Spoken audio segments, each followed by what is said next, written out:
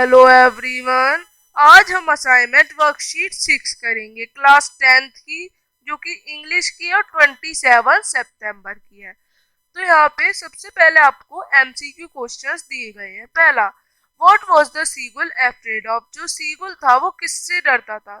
Running से no, swimming no. वो किससे डरता था? फ्लाइंग से। उसे डर लगता था कि कहीं वो गिर ना जाए। तो कौन सा आंसर होगा? फ्लाइंग। अब सेकंड है, who gave young seagull a piece of fish? जो फिश का पीस था वो यंग सीगुल को किसने दिया था? किसने दिया था?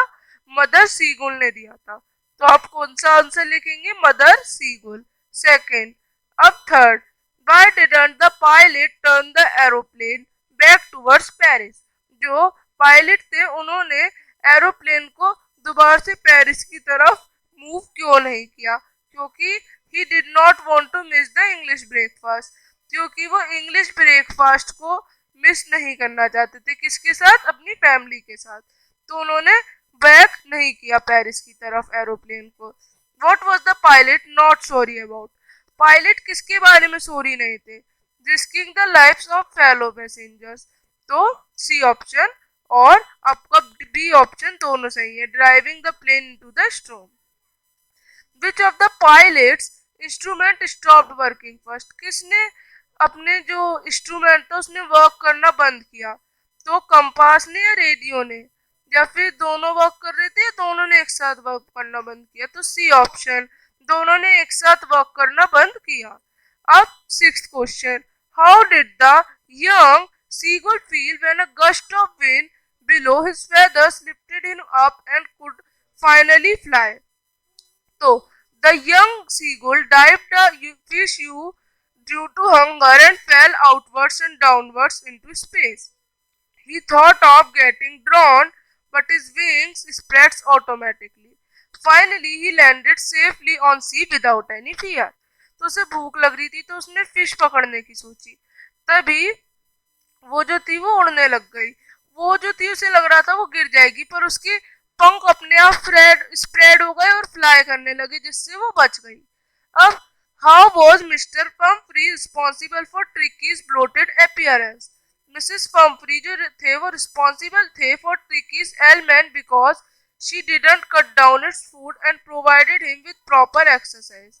Even after Herriot's advice, she told him that dog seems to have more energy, so she fed it more food. तो इस तरह से उन्होंने करा।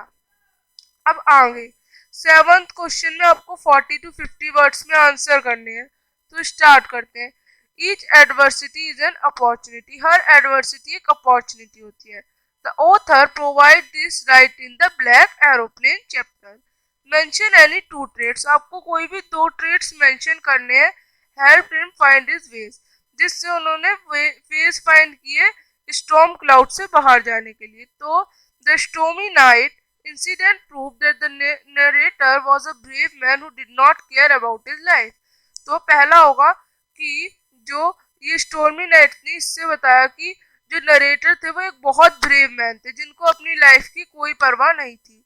ही डिड नॉट पैनिक, वो कभी भी नहीं डरते थे। And manage to keep calm under tough समय।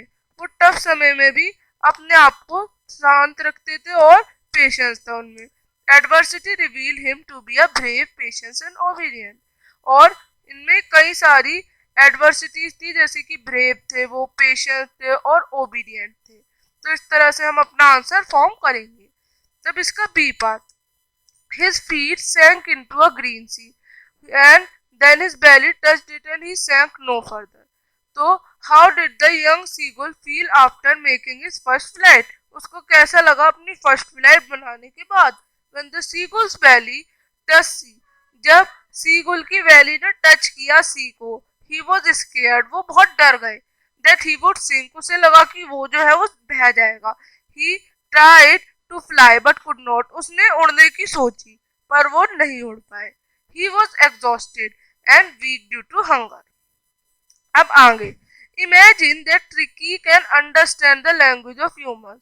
आपको बताना है कि ट्रिकी अंडरस्टैंड कर सकता है लैंग्वेज ह्यूमंस की। When he goes back home, जब वो घर आया, what does he tell Mr Pumphrey, उसने पम्फ्री को क्या बताया अपनी सर्जरी के बारे में। What is Mr Pumphrey's reaction, उनका क्या रिएक्शन था, and does it lead to any change, और कैसे उनकी जो वो ट्रीट करते थे उसको उसमें कुछ चेंज आया। ये आंसर आपको 100 से 120 वर्ड्स में लिखना है। तो इसको हम 2 पैराग्राफ में लिखेंगे क्योंकि इसमें 2 क्वेश्चंस हैं। तो Tricky might share that he get less to eat at the surgery and but he feels more energetic there, पर उसे तब भी इतनी शक्ति थी उसमें। He has to fight with other dogs to grab his share of meal, उसे लड़ना पड़ता था और डॉग से अपना खाना लेने के लिए। ये भी बहुत बड़ी बात थी। Through his mates kick him and bowl over him, क्योंकि जो अदर डॉग्स थे वो उस पर चढ़ जाते या उसे धक्का मारते। He might say, वो कहता that he is getting to be quite stronger at surgery, कि वो सर्जरी के दौरान और भी स्ट्रॉन्ग हो गया, ऐसा उसने मिस्टर पंफ्री को बताया। तब सेकंड क्वेश्चन, पंफ्री का क्या रिएक्शन था। Mister Pomfrey would understand ट्रिकीज experience, उन्होंने ट्रिकी के एक्सपीरियंस को समझ लिया। That over protectiveness and over eating without exercise can make anyone unhealthy, की ज्यादा खिलाना विदाउट एक्सरसाइज के किसी को भी अनहेल्दी बना सकता है। वी मस्ट अंडरस्टैंड, हमें ये समझना चाहिए दैट जो लाइफ है वो खाली खाने के लिए नहीं है, और हमें एक्सरसाइज भी करनी चाहिए और एक राइट रूटीन होना चाहिए ईटिंग हैबिट का।